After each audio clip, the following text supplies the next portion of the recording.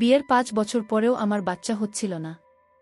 এই জন্য আমার স্বামী, শ্বশুর, শাশুড়ি এবং স্বামীর সকল আত্মীয় স্বজন আমাকে আট কুকুর বলে গালি দিতে লাগল। তারা আমাকে বিভিন্নভাবে কুচিসম্পন্ন কথা বলত।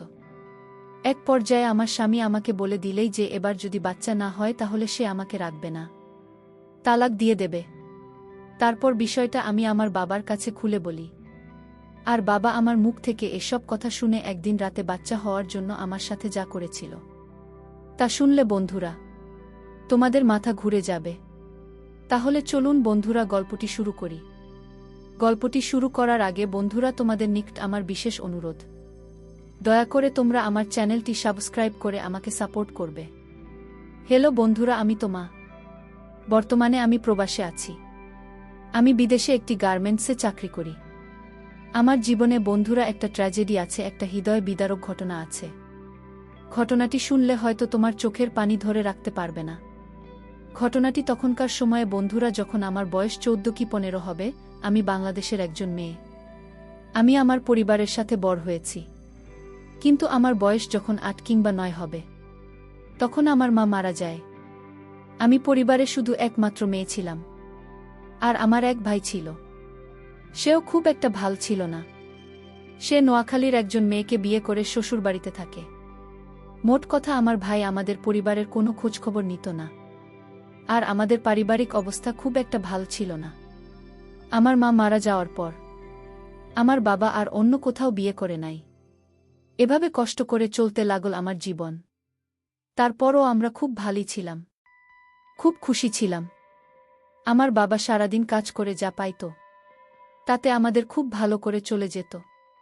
আমার বাবা আমাকে খুব ভালোবাসত, অনেক বেশি ভালোবাসত।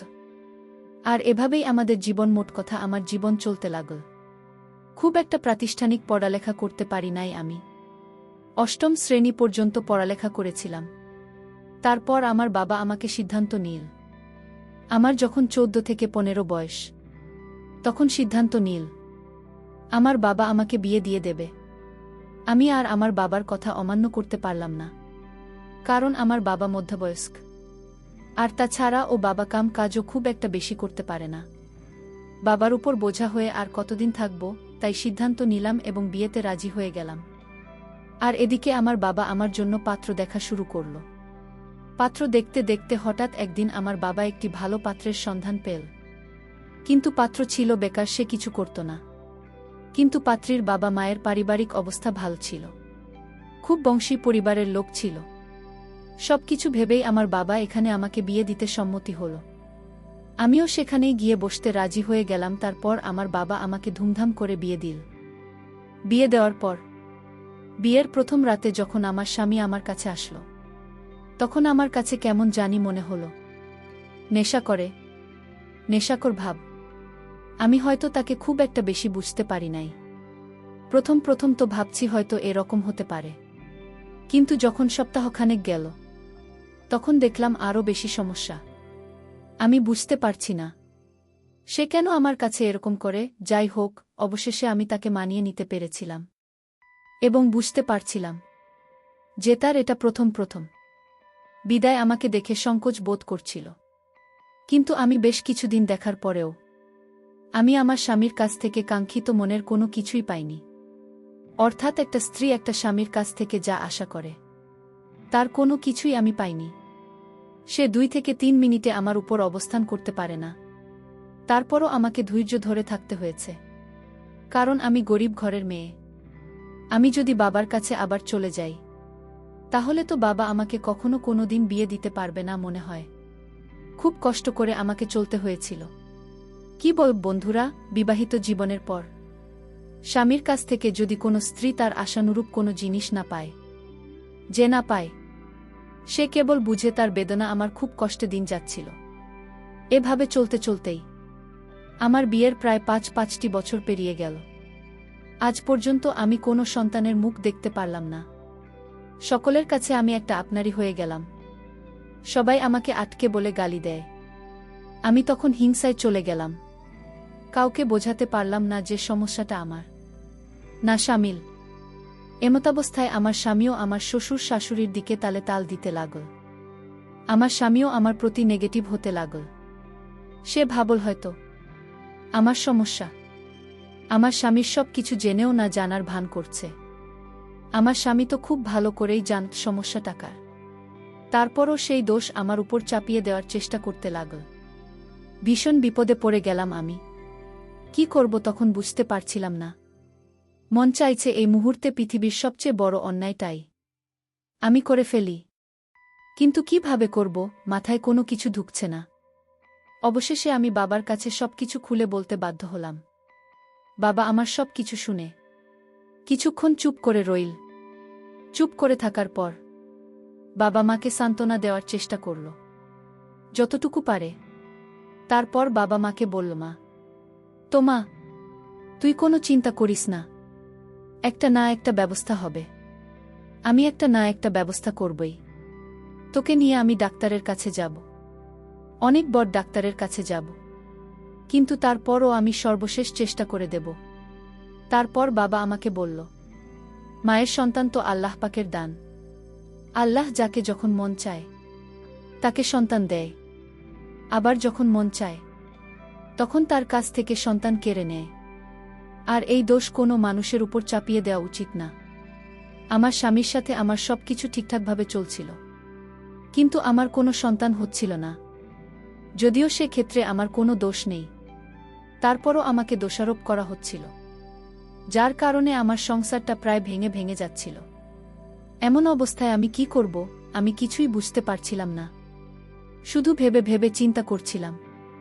চিন্তা করতে করতে আমি আমার বাবার সাথে কখন যে ঘুমিয়ে পড়লাম তা আমি নিজে বলতে পারলাম না। রাত যখন 2টা কি 3টা বাজে, তখন আমি অনুভব করলাম ঘুমের মধ্যেই হয়তো কেউ আমার সাথে কোনো কিছু করার চেষ্টা করছে। আমি লাইটটা অন করার সাথে সাথেই দেখলাম আমার বাবা কি এমন অদ্ভুত অবস্থায় আমার উপর নিয়ন্ত্রণ করার চেষ্টা করছে। আমি বললাম, বাবা, আপনি ঠিক আছেন তো? বাবা বলল যে আমি ঠিক আছি। তাহলে আপনি আমার সাথে এরকম বলল, শোনো মা, তুমি কোনো চিন্তা করো না। যে কারণে তোমার সংসার ভেঙে যাওয়ার অবস্থা হয়েছে, আজকে আমি তোমাকে সংসার টিকার জন্য সেই কাজটাই করব। আমি বাবার মুখ থেকে এরকম ধরনের কথা শুনে অবাক হয়ে রইলাম আর বললাম, বাবা, আমি তোমার মেয়ে। তারপর আমার বাবা বলল, আরে তোর সংসার ঠেকানোর জন্য আমাকে যে এই কাজটা তো করতেই হবে। আমি বললাম, বাবা, তুমি আমাকে এত ভালোবাস। বাবা বলল, মারে, যে করেই হোক আমার তো সংসার টিকাতে হবে। আমি তো সুখ এবং তোর মুখে হাসি দেখতে চাই, আমি তোর শান্তি দেখতে চাই। তারপর আমি ভাবলাম, যে কারণে মানুষের কাছে আমি অপমানিত হয়েছি এবং কি নিজের স্বামীর কাছে অপমানিত হয়েছি, শ্বশুর শাশুড়ি সহ প্রত্যেকটা মানুষ আমাকে বিভিন্নভাবে ইঙ্গিত করে কথা বলছে, যদিও সে ক্ষেত্রে আমার কোনো দোষ নেই। মনের ভিতরে অনেক জিত আর মনের ভিতরে অনেক রাগ হয়েছে তখন। তারপর সেদিন বাবার সাথে আমি সেই নিষিদ্ধ সম্পর্কটা করতে রাজি হয়ে গেলাম। 2টি চোখের মধ্যে কেবলমাত্র সন্তানের নেশা। একটি সন্তানের জন্য তখন আমি প্রায় উন্মাদ হয়ে গিয়েছিলাম। যে করে হোক আমি একটি সন্তান চাই, তাহলে আমার সংসার, আমার পরিবার টিকে যাবে। তারপর আমি আর বাবাকে বাধা দেওয়ার চেষ্টা করলাম না। মনের সমস্ত ক্ষুধা বাবাকে দিয়ে মেটানোর চেষ্টা করলাম এবং সেই সাথে আমি একটি বাচ্চা পাব। তখন কি স্বামী আর কে বাবা, এই সমস্ত কিছু মাথা থেকে ভুলে গেলাম। মেতে উঠলাম নিষিদ্ধ কোনো এক লীলায়, যে লীলা পৃথিবীর সমস্ত আইন বহির্ভূত।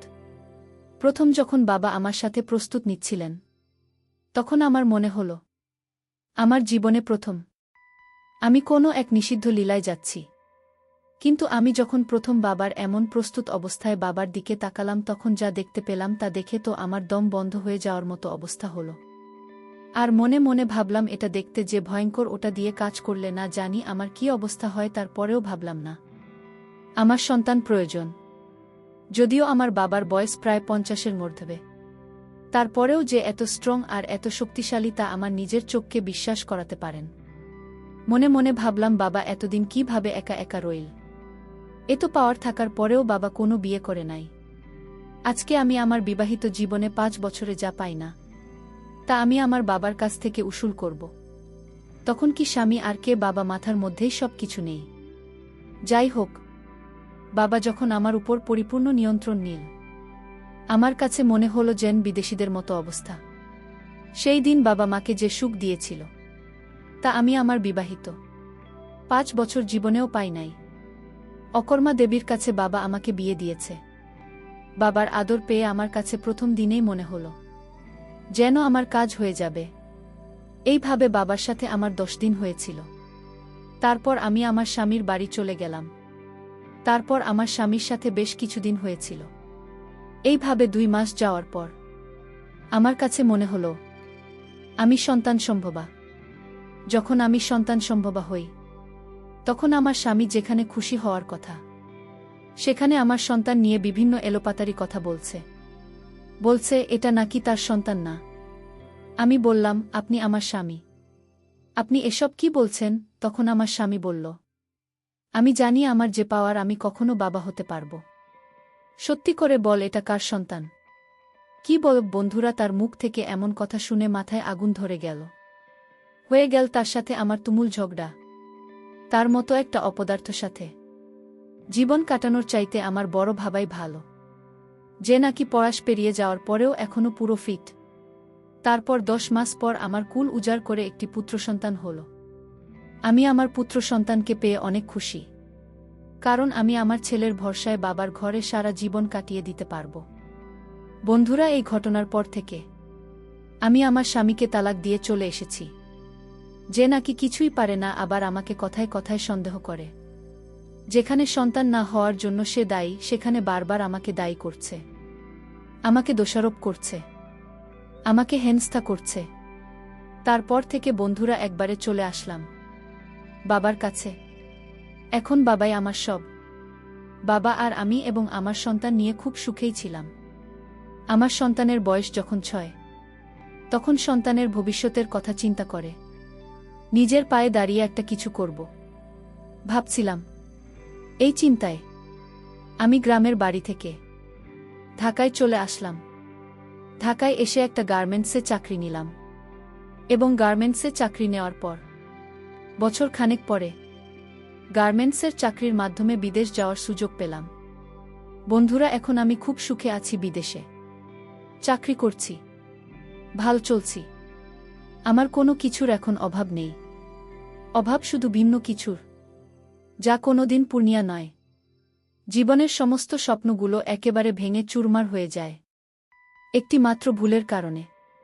বন্ধুরা, পরিশেষে আমি তোমাদেরকে বলবো, জীবনের সিদ্ধান্ত নেওয়ার ক্ষেত্রে তোমরা নিজেরাই ডিসাইড করবে, কারণ জীবন তোমাদের সিদ্ধান্ত তোমাদেরকে নিতে হবে। আর বিয়ের সাজের ব্যাপার হলে তো আরও ভিন্ন ব্যাপার। আর মেয়েদেরকে বলব, যাদের এখনও বিয়ে হয়নি, তোমরা কখনো বেকার ছেলেকে বিয়ে করবে না। পরিবারের অনেক কিছু থাকলেও সম্মানিত অভিভাবকদেরকে বলবো, কর্মগুণ দেখে ছেলে মেয়েদের সম্বন্ধ দেওয়াই উত্তম। বন্ধুরা, আজকে এই পর্যন্তই। আবারও আসব তোমাদের মধ্যে নতুন কোনো ভিডিও নিয়ে। ভিডিওটি যদি তোমাদের ভালো লাগে তাহলে একটি লাইক দাও। প্রতিদিন আমি তোমাদেরকে একটা করে নতুন গল্প উপহার দিব, তাই তোমাদেরকে অনুরোধ করে বলছি, তোমরা যদি এরকম ধরনের ইন্টারেস্টিং গল্প পেতে চাও তাহলে দয়া করে আমার চ্যানেলটি সাবস্ক্রাইব করো। পরিশেষে তোমাদের সকলের সুস্বাস্থ্য কামনা করি। ভিডিওটি দেখার জন্য তোমাদের সকলকে